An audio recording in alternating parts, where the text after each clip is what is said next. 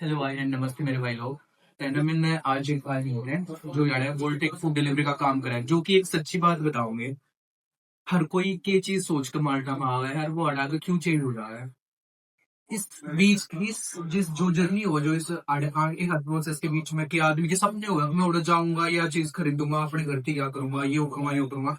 पर मैंने एक आज ही सा भाई मिला है जो आ रहे थे। कितने साल से रह रहे हो आप? 4 साल से इधर रह रहे हैं। तो हम रेंडमली बात कर रहे थे, और मुझे पता लगा कि ये भाई भी यहाँ से 4 साल से रह रहे हैं, और ये बोले कि आप स्टूडेंट हो क्या, क्योंकि हम थोड़ा सा कैलकुलेटिव है और अपने चीज जो ले रहे थे वो काफी विदेश के लोगों को देख के समझ में आता है कि हाँ चलो लोग आपस में जो बात करें, तो हमको लगा बात करनी चाहिए, हमने बात की आपसे।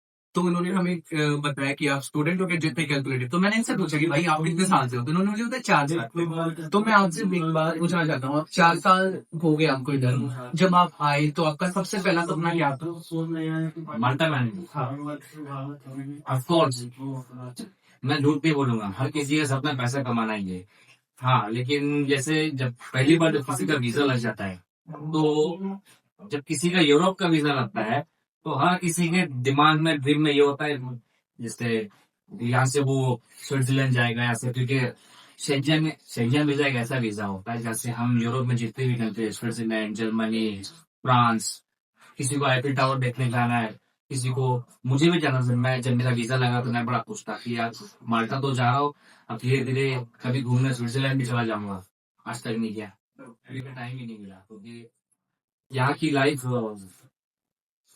इंडिपेंडेंस है, मतलब वो सबको अपना काम अपना खुद ही करना है। ऐसा नहीं कि हमको यहाँ, इवन जो यहाँ के लोकल्स भी है, मार्टिस्ट लोग हैं, यहाँ के इटालियन है मार्टिस्ट, वो लोग भी सेल्फ डिपेंडेंट है, लेकिन यहाँ की लाइफ इतनी बेस्ट है, मतलब बेस्ट है। सॉरी बड़ा फास्ट। कोई बात नहीं। तो और दूसरी बात ये है कि मैं गल्फ में था, जैसे हम इंडिया में हो या गल्फ में हो, वहाँ हमको डे के साथ सैलरी मिलती, मंथली साथ सैलरी मिलती। ये हमारा बंदा हुआ था कि अगर आप इंडिया में हो, आपकी 3 से 10 हजार का महीने की सैलरी है। आप दुबई में हो या गल्फ में हो, सऊदी में हो, तो आपको महीने के जो भी 3 हजार दिरहम, 4 हजार दिरहम, 8 हजार दिरहम, लेकिन यहाँ पे हमको घर से पे मिलता है।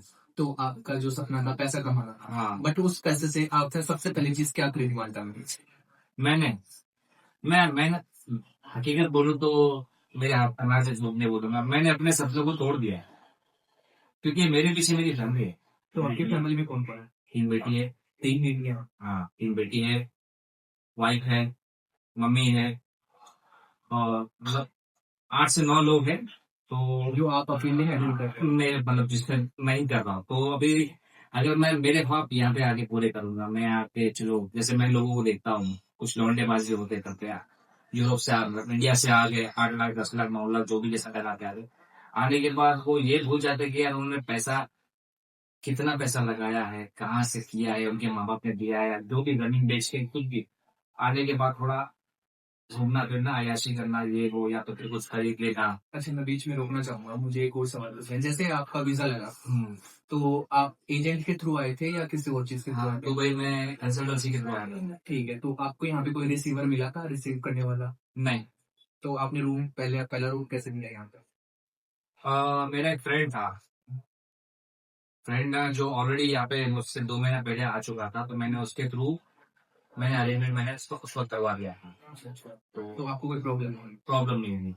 अच्छा, मुझे ऐसा बताओ, क्योंकि हर किसी के साथ एक चीज होती है कि आपका कोई बहुत अच्छा दोस्त बनता है और फिर बाद में पता लगता है यार ये तो सिर्फ पैसे खाने के लिए था बीच में। हाँ, ऐसे बहुत मिलेंगे, बहुत नहीं, मेरे हिसाब से सभी है। सब यही है।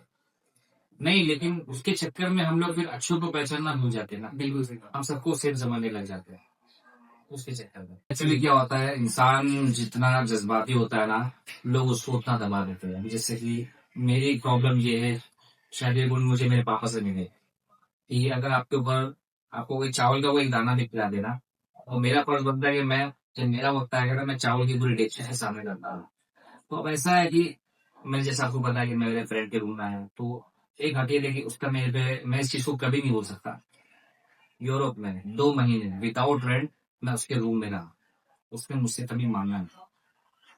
लेकिन उसके बाद में 2 महीने के बाद, जब जो वो अपनी जॉब पर सेटल हो गई, फिर उसकी हरकतें कुछ अलग सी होने लगी, जाए जैसे कि हर महीने पैसे मांग लेना, उधार, ये वो। कभी भी मतलब उस वक्त मेरी सैलरी में ऐसा नहीं कि माल्टा में आते हैं मैं 2400-2500 दिन कमाने लगा, मेरी सैलरी उस वक्त तकरीबन 1100 यूरो थी, लेकिन रूम रेंट भी देना है आप, और यहाँ पे ऐसा है, यहाँ आने के बाद आपको हर चीज खुद करनी है, आपको मेडिकल खुद करना है, आपको सारी चीज आपको खुद ही करनी है, कंपनी आपको सिर्फ सैलरी देगी। अच्छा, कई बार आपको ऐसा हुआ है कि आपको बुखार आ गया, मतलब बीमार हो गए हो और आपके पास कोई नहीं है, आप देखिए कहते हैं कि भाई परदेश में दिमाग में पड़ना के लिए कोई देखने वाला नहीं होता, लेकिन नहीं, अल्लाह भेज देता है। हाँ, अभी जैसे कि आप मेरे रूममेट हो, आप तो रूममेट हो, तो बीमार हो गए तो बहुत से बहुत आप लोग मेरे लिए एटलीस्ट जितना कर सकते थे, मैं रूम में हूँ तो थोड़ा मुझे गर्म पानी करके दे दिया है खाना के लिए, लेकिन हाँ पूरा मौका आप नहीं दे पाते, इस चक्कर में घर की बड़ी याद आती है। रिसेंटली आज एक महीना पहले ही गया है, मैं 10 दिन था, तो मेरे रूममेट मेरे लिए खाना लाते थे, कोई प्रॉब्लम नहीं था, बट ऐसा एक रहता है तो क्या करने वाला हूँ। तो सबसे पहले आप कहीं भी रहो परदेश में, चाहे यूरोप में रहो, चाहे यूएस में रहो, चाहे गल्फ में रहो, अपनी सेहत का खूब ख्याल रखना बहुत जरूरी है, वरना बीमार पड़ गए जिंदगी झंड है। बट इस चीज के पीछे मैं एक चीज बोलना चाहूंगा कि इनकी बात सही है कि बीमार पड़ जाते हो तो ज्यादा देख के रखने वाला, वो इसलिए नहीं होता भाई क्योंकि उनके पास भी मतलब फैमिली होती है, वो भी मजबूर है, वो भी मजबूर है, ये नहीं कि भाई वो गड़बड़ नहीं है। गवर्नमेंट तो भी मुझे नहीं दिखा हाँ। कि कोई गलती नहीं, क्योंकि सबसे मेन पॉइंट है ना ऐसा नहीं है, आपको फिक्स सैलरी है, आप घंटे पे आप काम करोगे तो ही आपको पैसा मिलेगा, तो है ना, बंदे का अपना अपना प्रेशर होता है यार, वो तो काम अभी आप अकेला रहना प्रेफर कर रहे हो या साथ में रह रहे हो? मैं तो शेयरिंग में रह रहा हूँ। शेयरिंग में रह रहे हो, ठीक है। बट मैं प्रेफर करता हूँ कि अकेला रहना जरूरी है, क्योंकि आपका उसके साथ रहना जरूरी है जिसका आपका माइंड सेट मिलता हो। अभी ये नहीं हो सकता ना कि आप आप आप कंस्ट्रक्शन में कर रहे हो और जो बंदा है उसकी कैपेबिलिटी कुछ ज्यादा है, अच्छी है, उसमें हुनर भी है, सब कुछ है, और बट वो बोल रहा है और सबकी ड्यूटी का टाइमिंग अलग होता है, डिस्टर्बेंस होता है, किसी को आदत होती है जल्दी रात को लाइट होते है इसको नहीं, किसी को आदत होती है फोन पे बात करने के, पहले वो सो रहा है मेरे को क्या करना है। तो माइंड सेट बहुत ज्यादा जरूरी है भाई, अपना चेक करो कि आपका माइंड सेट क्या है और दूसरे बंदे का क्या है, जब जाके आप थोड़ा हाँ, कंफर्टेबल एक रूम में 2 से 3 लोग हो वो भी ठीक है, एक रूम में 6 लोग है नहीं होता है, बड़ा प्रॉब्लम है। तो आपने मुझे बताया कि आपका एक सपना है, तो क्या आप एक बार फिर से कैमरे की तरफ देख के बताएंगे कि वो सपना क्या था सभी को, ताकि आपकी फैमिली को भी पता लगे कि आपका क्या सपना था, क्या पूरा करना चाहते थे, लेकिन उनकी जिम्मेवारी की वजह से ये नहीं कर पाए। हाँ, तो भाई ने मुझसे पूछा था, मुझसे बातों बातों में पूछ लिया कि आपका सपना क्या था। अब जैसा कि मैं मुंबई से हूँ, मुंबई सपनों की नगरी कहते हैं, और पूरा बॉलीवुड वहाँ जमा है, तो उन्होंने मुझसे पूछा था कि आप क्या बनना चाहते हो। अब मैं पैदा ही हुआ वहाँ, तो मेरा भी सपना था कि मैं एक्टर बनूं। ऑफ कोर्स हर किसी के सपने पूरे नहीं होते, मुंबई में पैदा इसका मतलब ये नहीं कि आप बॉलीवुड के गढ़ में और आपको बॉलीवुड मिल जाएगा, ऐसा नहीं है।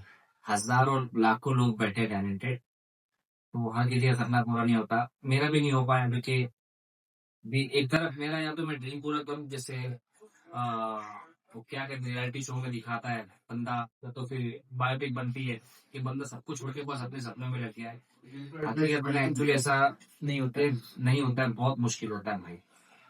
अब या तो मैं मेरा सपना पूरा करता है तो फैमिली को देखता, तो मैंने मेरी फैमिली को चूज को, क्योंकि उन्हीं की वजह से आज मैं यहाँ हूँ, और किसी ने मेरी माँ ने मुझे पैदा किया है, मैं उनको छोड़ के अपने ड्रीम में लग जाऊँ तो ये मुझे ठीक नहीं लगा। मेरे बच्चे हैं, तो जो चीज के लिए मैं तरसा हूँ, मैं नहीं चाहता कि मेरे बच्चे उस चीज के लिए तरसे, तो बेटर है मैं उनके लिए अपनी सारी खुशी छोड़ दी, अब बस उनके लिए मेहनत कर रहा हूँ।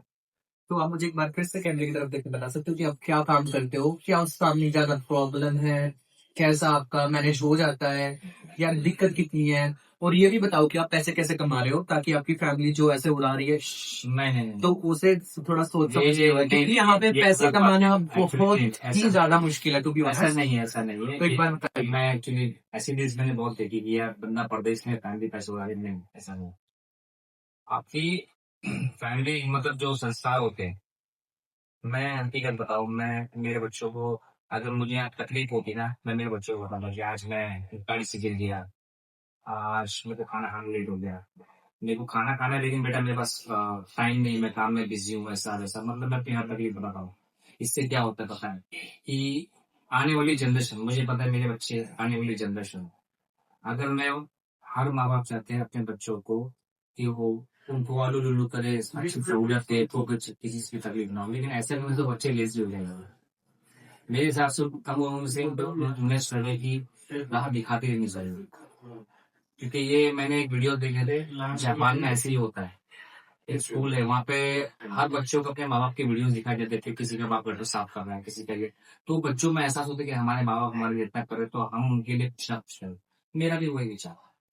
तो भाई मैं सारा तो एक बात बताऊं, जो भी मतलब यूरोप में बैठे हैं या फिर बाहर देश में जो भी बैठे हैं, हम सोचे हैं कि घराना बताओ, अगर परेशान नहीं हो जाएंगे, बट मेरे हिसाब से आपने थोड़ा बहुत बता देना चाहिए, क्योंकि उनको भी पता रहे कि भाई लड़का कैसे पैसे कमा रहा है। ये दोस्तों के मामले में हाँ, पहले क्या होता था, जैसे हम लोग पर्दे अपनी कंट्री से पर्दे चारे स्टेटस डाल दिए, लोगों को बता दे, चलो ठीक है। जब वापस आ रहे छुट्टी के लिए स्टेटस डाल दे रहे कि हाँ बस आने वाला हूँ, तो उससे मुझे सबक ये मिला कि दोस्तों के रिलेटिव के मैसेज आना शुरू, जो आपको 3-3 साल 4-4 साल कांटेक्ट में रहने के बाद भी आपसे कांटेक्ट नहीं करते, लेकिन जब वो दिखते हैं हाँ भाई यार सोचा हाँ भाई कैसे यार, फिर बड़ी याद आ रही है, अच्छा तुम्हें यहाँ बड़ा ये है वो है यार, एक कहाँ कहाँ आईफोन लिया।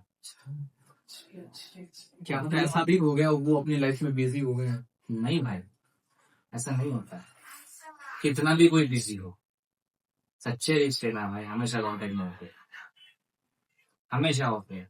और फेक रिश्ते जरूरत के टाइम पे आपको कॉल करेंगे, आप मानो ना मानो, आपको शायद बुरा लगा होगा, तो मैं जो भी देख रहे, और ये हर किसी की लाइफ में ये हुआ है, और जिसको हुआ है वो इस बात पे एग्री करे। तो मैंने अभी एक ही फंडा निकाला हूँ, ना बोल के आता हूँ ना बोल के जाता हूँ, बस फैमिली को बताऊंगा, क्योंकि जाने के बाद और ये भी आपको मैं निशानी देता हूँ, क्योंकि ये भी हुआ है, मैं जब इंडिया जाता हूँ लोग बोल अरे यार कब आया, बोल के नहीं आया। मैं बोला बस ऐसे ही यार टाइम नहीं मिला, ये वहां है। क्या लाया, कुछ भी नहीं लाया, बस उसके बाद से उसका रिएक्शन मतलब चेंज, बात नहीं करना, मतलब ऐसे नहीं, गुस्से नहीं, बस इग्नोर, लाइट ले लिया और बोल दिया चल चाय पियेंगे। क्या हकीकत है, ये हकीकत है ना। तो अभी आपका इन फ्यूचर में प्लान क्या है, मतलब घर जाने का नहीं, मतलब आगे आपने क्या सोचा है कि आप कमा के खुद का बिजनेस शुरू करना चाहते हैं या फिर किसी में कोई अच्छी पोस्ट लेना चाहते हैं? बिजनेस करने में टाइम चला गया अभी मैं अभी 40 होने आया हमारे, अभी बस जो है। आप कमेंट करके बताओ इसकी ये जो बात भाई ने बोली है सही है या गलत है, क्योंकि ये बोल रहे हैं कि उम्र निकल गई है बिजनेस करने की। तो मुझे एक बार प्लीज कमेंट करके ये बताओ कि उम्र निकल गई है या सच में नहीं निकली है, इस बार इनको बताओ, मोटिवेशन दो, क्योंकि ये नहीं पढ़ेंगे कभी वीडियो बात ये है कि अभी मेरी 40 की उम्र होने आई, अभी मैं बिजनेस करती है। देखो बिजनेस आज की तारीख में हमारे इंडिया, हमारी कंट्री में बिजनेस करना 2-2% काम नहीं कर सकते, क्योंकि हर में कंपटीशन ये बहुत मुश्किल है। मैंने एक ही चीज सोची है, वो पैसा बिजनेस पे लगाने से बेटर है मैं अपने बच्चों की एजुकेशन पे लगा, वो देखे आगे। तो अपने बच्चों को क्या बताओगे, बिजनेस करना बताओगे, मतलब बिजनेस बिजनेस करना करना चाहिए चाहिए, या फिर वो वो भी फ्यूचर में बिजनेस करना शिफ्ट चाहिए। हो जाए दूसरे? लेकिन कब से हम अपने बच्चों को लायक तो बना सकते हैं ना, कि नहीं, मैं आपसे ये पूछ रहा हूँ कि आप इन फ्यूचर में आप अपने बच्चों को ये चीजें दोगे कि बेटा अपना बिजनेस शुरू करो, या फिर ये प्रेफर करोगे कि आप बाहर आ जाओ, शिफ्ट हो जाओ यहाँ पे? अच्छा, मैं सिर्फ बच्चों को, मैं अपने बच्चों को ही नहीं, मैं उन तमाम लोगों को बोलना चाहूंगा भाई इस कदर पढ़ो, इस कदर लायक बनो कि सर अपना मुल्क छोड़ने की जरूरत ना पड़े। अब हम लोग कूद गए, अब लोग बोलेंगे तू क्यों है, तू क्या कर रहा है, अब हम कूद गए भाई, अब मजबूरी है, पूरा ही करना पड़ेगा। तो बाहर आने के बाद सबको ये लगता है कि पैसे कमाना बड़ा आसान है, तो एक बार भाई से पूछूंगी ये चीजें, ये बात सही है कि किस स्टार्टिंग खुले अल्फाज में बताऊंगा भाई, ये यूरोप आपको बहुत सी चीजों को छोड़ना पड़ेगा, बहुत सी चीजों को बर्दाश्त करना पड़ेगा। अगर वो नहीं बर्दाश्त कर सकते तो कुछ महीने में आप रिपोर्ट हो जाओगे, या तंग आके बोल दो कि भाई अपना इंडिया है अच्छा। अगर आपका बैकग्राउंड अच्छा है आप सोच सकते हो कि यार अभी मैं बोल रहा ना किसी में कूद पड़ा हूँ। ऑफकोर्स अगर मेरा बैंक बैलेंस, मेरा बैकग्राउंड अगर अच्छा होता, बाप दादा की जायदाद की पुश्ते होती, मतलब जो भी होता, तो मैं ऑफकोर्स मैं इंडिया जाके कुछ ना कुछ करता। अब मेरे पास कुछ नहीं है ऐसा, तो बेटर है मैं। सो थैंक यू, धन्यवाद, चल रहे ओके